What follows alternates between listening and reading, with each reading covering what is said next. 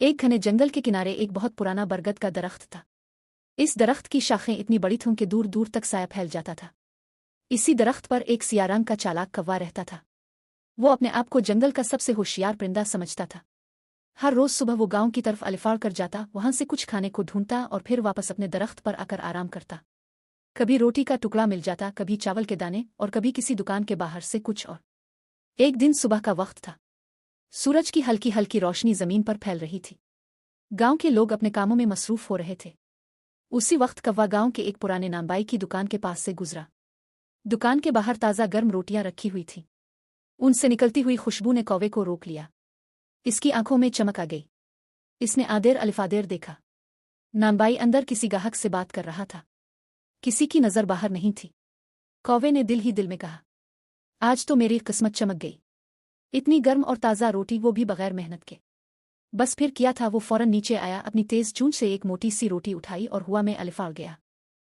वो बहुत खुश था। अलिफाड़ती हुए वो सोच रहा था, आज तो मज़े की दावत होगी। ऐसी रोटी रोज रोज कहाँ मिलती है। वो सीधा अपने बरगद के दरख्त पर आया और सबसे ऊंची शाख पर बैठ गया ताकि कोई इससे रोटी छीन ना सके। नीचे जंगल के रास्ते से एक भूखी और बहुत चालाक लोमड़ी गुजर रही थी।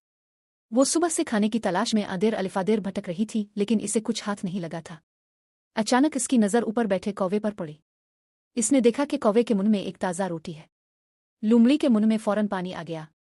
इसने सोचा, वाह, ये तो बहुत अच्छा मौका है। लेकिन अगर मैं सीधा रोटी मांगूंगी तो ये कभी नहीं देगा। इसे दिमाग से हराना पड़ेगा। लोमड़ी बहुत आहिस्ता से दरख्त के नीचे आई और बहुत मीठी आवाज में बोली, अरे अरे, ये मैं क्या देख रही हूं। जंगल का सबसे खूबसूरत और शानदार परिंदा मेरे सामने बैठा है। कौवे ने नीचे देखा। इसने सोचा, ये लोमड़ी मुझे देखकर इतनी हैरान क्यों है।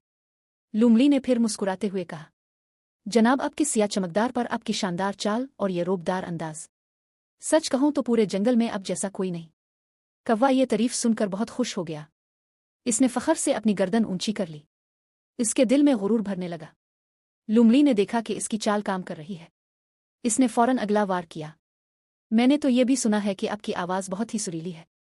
कहते हैं जब आप गाना गाते हैं तो हुआ भी रुक कर सुनती है। क्या ये सच है। कौवा अंदर ही अंदर और भी खुश हो गया। इसने सोचा, लगता है मेरी शोहरत वाकई दूर दूर तक पहुंच चुकी है। सिर्फ मेरी शक्ल ही नहीं, मेरी आवाज़ भी मशहूर है। अब इसे अपनी आवाज़ दुखाने का बहुत शौक हुआ। लेकिन एक मसला था, इसके मुंह में रोटी थी। लोमड़ी ने फिर कहा, मुझे यकीन ही नहीं आता कि इतना खूबसूरत परिंदा इतनी प्यारी आवाज़ भी रखता होगा। शायद लोग बस कहानियां बनाते हों। ये सुनकर कौवे को लगा कि अब इसे साबित करना होगा कि वो वाकई खास है। इसने बगैर सोचे समझे जोर से काहे करने के लिए अपनी चूंच खोल दी और रोटी सीधी नीचे जमीन पर गिर गई। बस इसी लम्हे का तो लोमड़ी इंतजार कर रही थी। वो बिजली की तरह आगे बढ़ी, रोटी उठाई और 2 कदम पीछे हिटकर मुस्कुराने लगी। कौवा ऊपर शाख पर हैरान रह गया। इसे समझ ही नहीं आया कि अभी क्या हो गया। लोमड़ी ने हंसकर कहा, जनाब, आप वाकई बहुत खूबसूरत हैं, लेकिन याद रखिए हर तारीफ सच नहीं होती। कौवा शर्म से पानी पानी हो गया।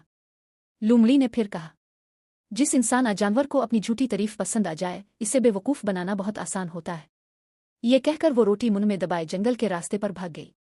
कौवा चुपचाप शाख पर बैठा रह गया। अब ना रोटी थी ना फखर, सिर्फ शर्मिंदगी और पछतावा था। इसने आहिस्ता से सोचा, मुझे सिर्फ अपनी तारीफ सुनने की जल्दी थी। मैंने समझदारी से काम नहीं लिया। अगर मैं होशियार रहता तो अपनी रोटी कभी ना गनवाता। इस दिन के बाद कौवे ने एक अहम फैसला किया। इसने तय किया कि वो कभी किसी की मीठी बातों में नहीं आएगा और ना ही झूठी तारीफ पर यकीन करेगा। जंगल के दूसरे जानवरों ने भी ये वाकया सुना और सब ने एक ही सबक सीखा, झूठी तारीफ अक्सर धोखे का पहला कदम होती है। और उसीलिए कहते हैं, हर मीठी बात पर भरोसा नहीं करना चाहिए। अक्लमंद वही होता है जो सच और धोखे में फ़र्क समझ सके।